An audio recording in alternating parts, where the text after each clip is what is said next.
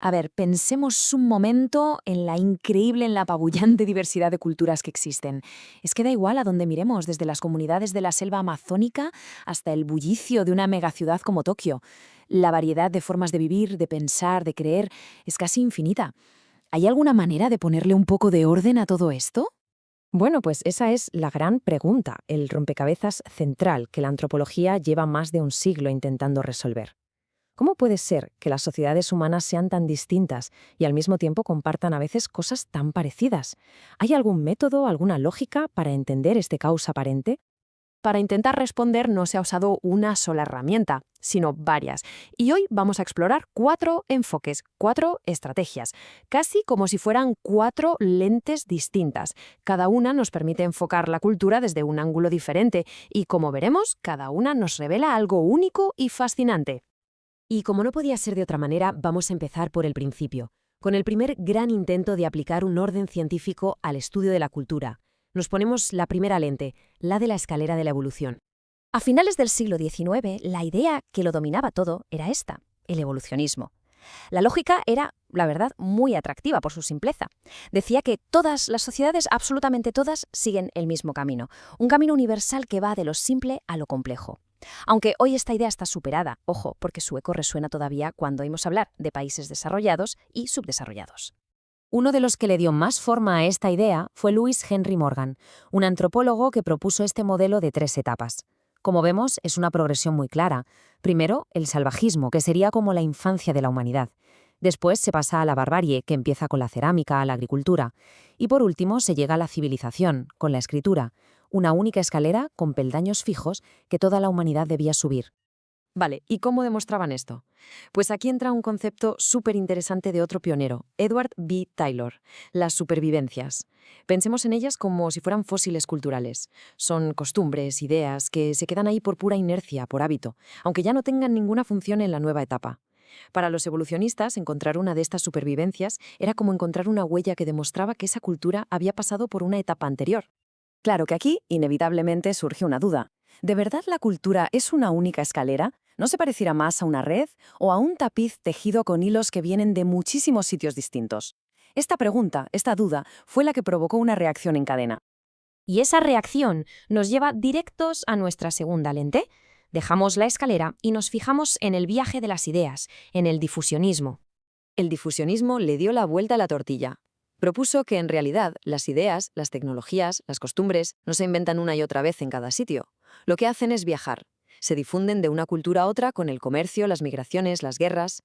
De repente, la imagen ya no es un montón de escaleras aisladas, sino un mapa enorme, lleno de rutas que conectan a todo el mundo. Nos recuerda que ninguna cultura es una isla. Y aquí entra en escena una figura clave, Franz Boas.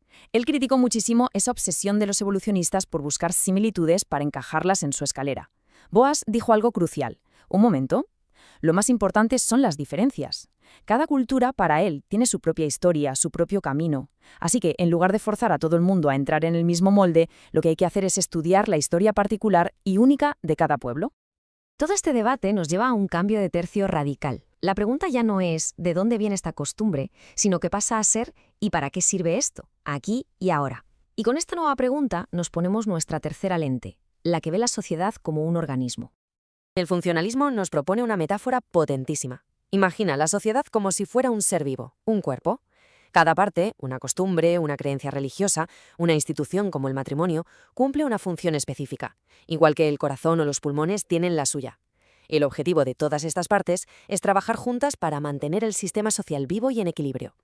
Y para entender esto, la idea de Bronislaw Malinowski es sencillamente genial. Para él, la cultura es, en el fondo, una respuesta a nuestras necesidades más básicas. Es súper lógico si lo piensas. Como vemos aquí, una necesidad biológica, como el metabolismo, vamos, que necesitamos comer, genera una respuesta cultural, los sistemas para conseguir comida.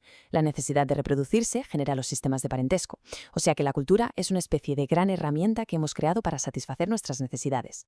Pero claro, para entender cómo funciona este organismo, ya no valía con leer libros desde un despacho en Londres. Y aquí viene la gran revolución del funcionalismo. Dijeron, Hay que ir allí, y con ellos nació el trabajo de campo moderno. Vivir con la gente, aprender su idioma, observar esos imponderables de la vida real, o sea, los miles de detalles del día a día, y sobre todo, intentar entender el mundo desde su punto de vista. La antropología se bajó del sillón, se manchó de barro, y ese quizá es su legado más importante. Pero, ¿y si todo esto que vemos en la superficie, toda esta diversidad de funciones, en realidad obedece a un código oculto, a una estructura universal que no está en la sociedad sino en la mente humana? Esta pregunta nos abre la puerta a la cuarta y última lente, la del código oculto. Entramos en el estructuralismo de Claude Lévi-Strauss. Su idea central es que la mente humana está programada para pensar en opuestos, en pares binarios. Naturaleza frente a cultura, lo crudo frente a lo cocido, vida y muerte, nosotros y ellos. Estos pares de conceptos no son casuales. Son como el software, el sistema operativo de nuestra mente, y sobre esta estructura fundamental se construyen los mitos, los sistemas de parentesco, la cultura entera. Y para descifrar este código, Lévi-Strauss, que se inspiró mucho en la lingüística, desarrolló un método muy preciso. Primero, hay que mirar más allá de lo que la gente dice o piensa conscientemente, hay que buscar la estructura inconsciente. Segundo, no te fijes en las cosas aisladas, fíjate en cómo se relacionan entre sí. Tercero, piensa siempre en términos de sistema. Y cuarto, el objetivo final, encontrar leyes universales del pensamiento humano. Y esto no es solo teoría, mirad cómo funciona en la práctica.